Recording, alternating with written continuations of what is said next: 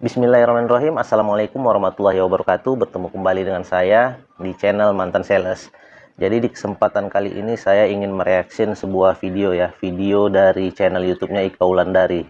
Ini sebenarnya kejadiannya sudah beberapa waktu yang lalu ya. Jadi belum terlalu lama sih.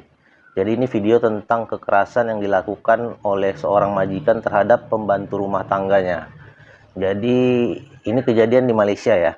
Di Malaysia yang katanya negara maju, tapi masih ada aja masyarakatnya, warganya yang berpikiran keterbelakang ya, yang bisa dibilang tidak beradab lah. Jadi ini kalau saya katakan sih binatangnya binatang ya, binatangnya binatang.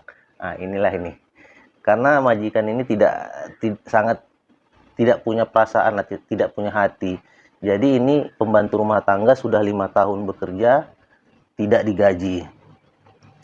Selain itu disiksa pula. Jadi ini kalau dibilang manusia, apa masih layak dibilang manusia? Saya rasa tak layak lah. Dan ini dilakukan oleh seorang majikan yang bergelar datuk. Jadi datuk itu ya bisa kita bilang itu tokoh masyarakat ya, orang terpandang lah. Jadi orang terpandang di Malaysia ini pun sanggup melakukan hal-hal yang tak beradab seperti itu. Konon lagi orang-orang biasa kan. Jadi sebenarnya video ini saya upload sebenarnya untuk pesan juga ya buat kalian, khususnya perempuan-perempuan Indonesia yang mungkin ingin bekerja ke Malaysia. Jadi niat hati ingin memperbaiki perekonomian, niat hati ingin merubah nasib, niat hati mungkin ingin mengatasi masalah, tapi malah mendapatkan masalah baru. Jadi jika kalian ingin bekerja ke Malaysia, sebaiknya pikirlah 2 kali, 3 kali, atau sampai 1000 kali ya. Jadi itu saran saya sih. Jadi pikirlah sebelum kalian berangkat dan bekerja ke Malaysia. Jadi itu sebenarnya saran dari saya. Oke, jadi langsung aja kita lihat video reactionnya. Assalamualaikum warahmatullahi wabarakatuh. Kembali saya Ika Wulandari menyapa Anda pada hari ini melalui YouTube channel saya ini. Sebuah kabar yang mengenaskan, di mana sumber beritanya saya dapatkan dari website antaranews.com dengan judul ART 5 tahun alami penyiksaan dan tidak digaji majikan di Malaysia. Dari judulnya aja udah nggak tega banget ya. Saya mau kasih tahu nih beritanya. Di mana sih peri kemanusiaan majikannya ini, ya Allah. Dan kabar ini cukup viral di Indonesia, di mana banyak kanal-kanal berita yang mengeluarkannya juga. Dan kasus ini saat ini sudah ditangani oleh pihak Kedutaan Besar Republik Indonesia. Jadi ceritanya begini, ada seorang warga negara Indonesia, dia adalah seorang perempuan yang bekerja di Malaysia sebagai asisten rumah tangga atau ART. Dia berasal dari Banjarnegara, Jawa Tengah. Kita sebut aja lah ya namanya itu Mbak Mawar, bukan nama sebenarnya ya, karena untuk identitas aslinya dirahasiakan untuk melindungi sang korban. Nah, Mbak Mawar ini menjalani kehidupan yang sangat buruk di Malaysia. Beliau mengalami peristiwa naas, yaitu ia mendapatkan penyiksaan yang berkali-kali berupa kekerasan fisik, dan tidak hanya itu, penderitaannya juga ditambah karena dia tidak digaji selama 5 tahun oleh majikannya. Bayangkan aja, kita kerja 5 tahun nggak dibayar, itu gimana rasanya? Kerja 1 bulan nggak digaji aja pasti kita udah pada ngomel-ngomel tuh, kalau kita kan marah-marah. Ini 5 tahun loh. Kerja ke Malaysia kan mau cari uang ya, bukannya kita kerja bakti, kerja nggak dibayar. Dan ternyata majikannya ini adalah seorang mantan politisi di Malaysia dari salah satu partai politik berkuasa saat ini. Dan gelarnya adalah Datuk. Nah, kira-kira siapa majikannya ya yang katanya jahat ini? Dan gelar Datuknya ini bener-bener nggak guna banget ya, kalau hatinya tuh kejam, bengis gitu. Mbak Mawar ini cerita kalau si majikannya ini kaya raya, mobilnya aja ada 9, rumahnya mewah dengan 3 lantai. Tapi walaupun kaya, nggak mau itu majikannya bayar gaji pembantunya sampai 5 tahun. Ini kan zolim banget ya. Dan Mbak Mawar juga cerita bahwa dia itu kerap sekali menerima siksaan fisik dari majikannya, sampai-sampai menyebabkan luka-luka di badannya. Bahkan si Mbak Mawar ini sampai cacat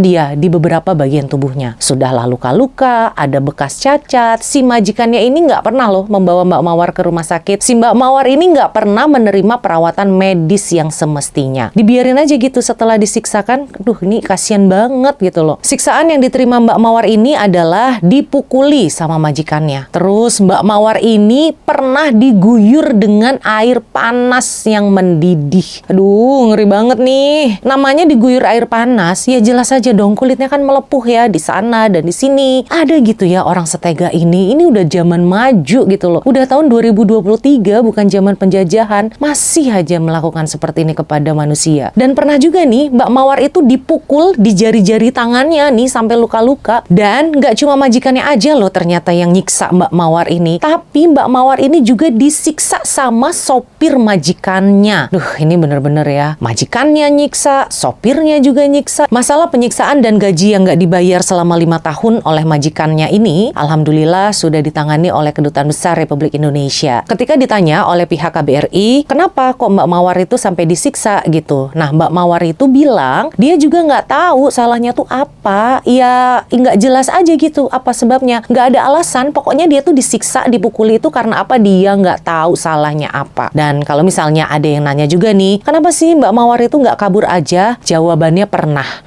Pernah kok si Mbak Mawar ini mencoba melarikan diri dari rumah majikannya itu. Tapi sayangnya gagal. Dia ketahuan sama majikannya ketika kabur itu. Nah, makin marah lah majikan kejamnya ini karena memergoki Mbak Mawar kabur. Dan dia langsung disiksa lagi dan disuruh kerja lagi gitu. Dan di sini kita bisa merasakan sih ya, rasanya ketakutannya Mbak Mawar itu seperti apa. Ketika diancam, ketika dipukuli, pasti mentalnya hancur banget. Dan nggak berani lah mau coba-coba kabur untuk yang kedua kalinya. Terus kalau ada yang nanya, kenapa nggak lapor aja ke keluarganya? Duh, boro-boro mau ngadu ke keluarganya. Si Mbak Mawar ini aja nggak pernah tuh bisa telepon siapa-siapa. Dia nggak megang handphone, dia nggak bisa telepon keluarganya. Pokoknya dia itu nggak bisa berkomunikasi dengan dunia luar. Dia itu dibatasi, tidak boleh menghubungi siapa-siapa, dilarang pokoknya. Tapi pada akhirnya, alhamdulillahnya Mbak Mawar ini kembali memberanikan diri untuk kabur. Dan kali ini dia berhasil melarikan diri dari rumah itu di tahun yang kelima nih. Dan alhamdulillahnya ketika dia kabur itu di tengah jalan dia ketemu dengan jiran majikannya. Dan jiran majikannya ini untungnya baik. Dia nolong si Mbak Mawar karena melihat kondisinya seperti itu dan mengantarkan beliau ke KBRI Kuala Lumpur. Dan waktu sampai di KBRI ini, kondisinya si Mbak Mawar ini bukannya baik-baik aja. Enggak, wajahnya itu penuh luka, lebam-lebam di sana-sini, bengep-bengep akibat dipukuli dan juga kepalanya itu berdarah. Tahu nggak sih? Ngilu banget kan? Dia tuh berdarah karena dipukuli sama majikannya pakai handphone, pakai telepon genggam, dibeng gitu di kepalanya. Itu ceritanya dia. Kita ngebayanginnya, aduh, kayak apa kan rasanya. Saat ini Mbak Mawar sedang dalam proses penyembuhan, kan luka-lukanya itu masih banyak yang belum sembuh ya. Dan kemudian juga katanya KBRI KL itu akan melakukan langkah berikutnya, yaitu ke proses tuntutan hukum pidana atas tindak kekerasan dan bekerja tanpa digaji. Sekarang Mbak Mawar sudah bisa menghubungi pihak keluarganya lagi tuh yang ada di Banjarnegara. Kita doakan ya, semoga Mbak Mawar itu segera pulih kondisi fisiknya serta mentalnya juga nih. Mbak Mawar juga bisa mendapatkan keadilan dan semoga si majikannya yang kejam itu bisa mendapatkan hukuman yang setimpal atas perbuatannya. Oke, jadi sekian mengenai sebuah kabar yang tidak enak yang datang dari saudara kita, yaitu sebuah peristiwa tragis yang menimpa seorang warga negara Indonesia yang baru-baru ini saja terjadi. Dan semoga kita semua dijauhkan dari orang-orang jahat dan kita juga terhindar dari segala mara bahaya. Oke, jadi itulah tadi video reaksinya. Semoga video ini bisa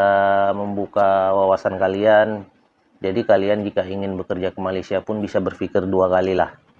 Seperti yang kalian lihat di video tadi kan, seorang datuk loh.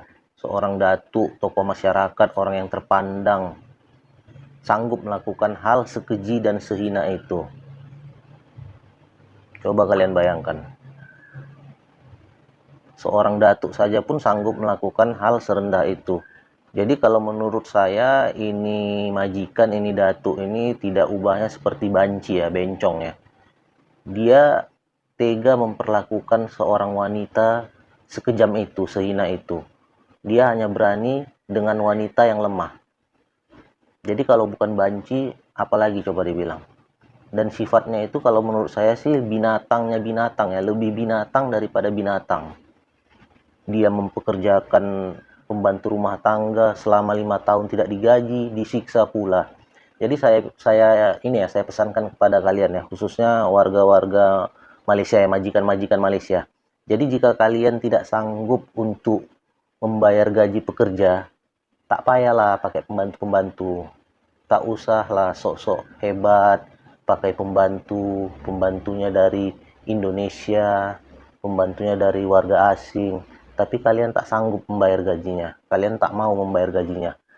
Itu hak daripada pekerja. Jadi kalian harus memberikan hak pekerja itu. Kalian mungkin beragama ya, tahu agama, tahu mana yang baik, tahu mana yang tak baik. Jadi kalau kalian hanya berniat ingin menyiksa pembantu rumah tangga ataupun pekerja kalian, lebih baik kalian tak payahlah pakai pekerja, tak payah pakai pembantu. Apalagi kalau kalian itu tak sanggup untuk menggaji pembantu, tak sanggup untuk menggaji pekerja, tak payah kalian pakai pekerja, tak payah kalian pakai pembantu. Kalian kerjakan aja kerjaan rumah kalian itu sendiri. Kalian kerjakan aja usaha kalian itu sendiri. Kalau tohnya kalian tidak sanggup untuk menggaji mereka, jadi nggak usah gaya-gayaan lah pakai pembantu dari warga asing, pakai pekerja dari warga asing. Kalau nyatanya toh kalian pun tak ada kesanggupan, tak ada kemampuan, kan malu-maluin aja kan hal yang seperti itu kan. Yang lebih sakitnya lagi, sudah gaji tak dibayar, disiksa pula lagi, keroyokan pula lagi siksaannya. Dan lebih binatang lagi, menyiksanya ikut pula lagi supirnya. Aduh, kalian zolimi perempuan, kalian siksa perempuan yang niat hatinya ingin bekerja mencari nafkah ke negara orang untuk keluarganya, niatnya tulus, niatnya mulia, ingin memperbaiki perekonomian keluarga, ingin bekerja, menghidupi keluarganya di kampung, malah kalian siksa, tak kalian bayar pula gajinya. Kalau bukan binatang, kalian itu apa lagi disebut?